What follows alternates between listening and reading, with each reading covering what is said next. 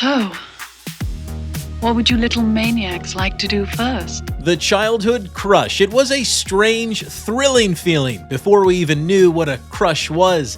In the early days, most of the ladies in our lives were rife with cooties, and we'd much rather play with our He-Man figures. But on the big and small screen, we would have a severe change of heart. In this video, we're diving into the ultimate nostalgia-fueled childhood crush list. I'm talking about the first 10 years of my life, which started in 1979. The year didn't just give birth to me, it also gave us the first crush on our list. That said, Time Warp, take us back 46 years to Hazzard County, Georgia.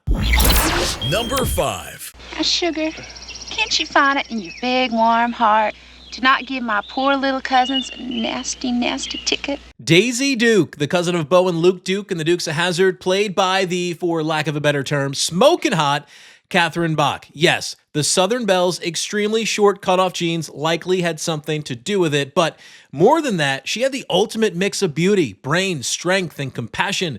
She was the girl that could keep up with the boys and was a badass behind the wheel. Number 4. Showering is real fun, isn't it?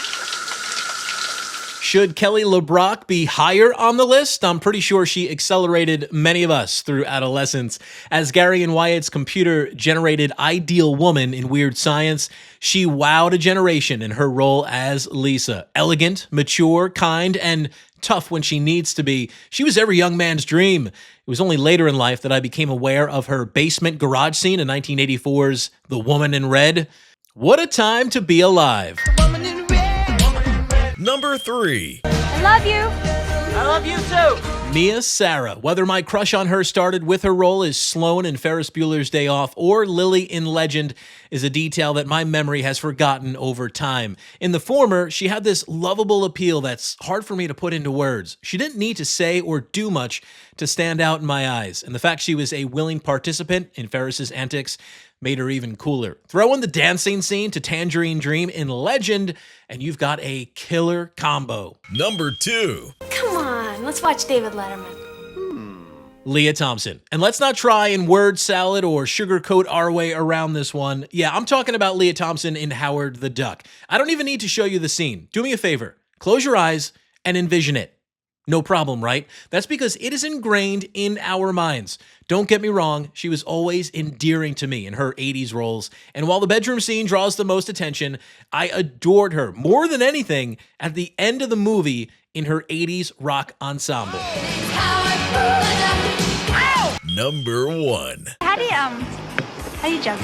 Elisabeth Shue, the sweet girl next door. Her natural charm and beauty were unmatched in my young eyes. No skin need be shown. She had me at jeans and a sweater on the beach.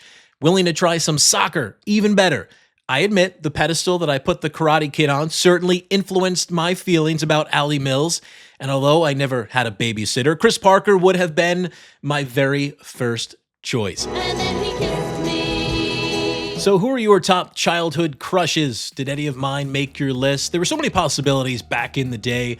I want to hear all about it in the comments. And speaking of crushes, do me a favor and crush that like button if you enjoyed this female-fueled blast from the past. And subscribe for more content that's going to make you feel nostalgic for the 80s and the 90s. I'm Jimmy Gaddis. Thank you so much for watching. I'll see you next time.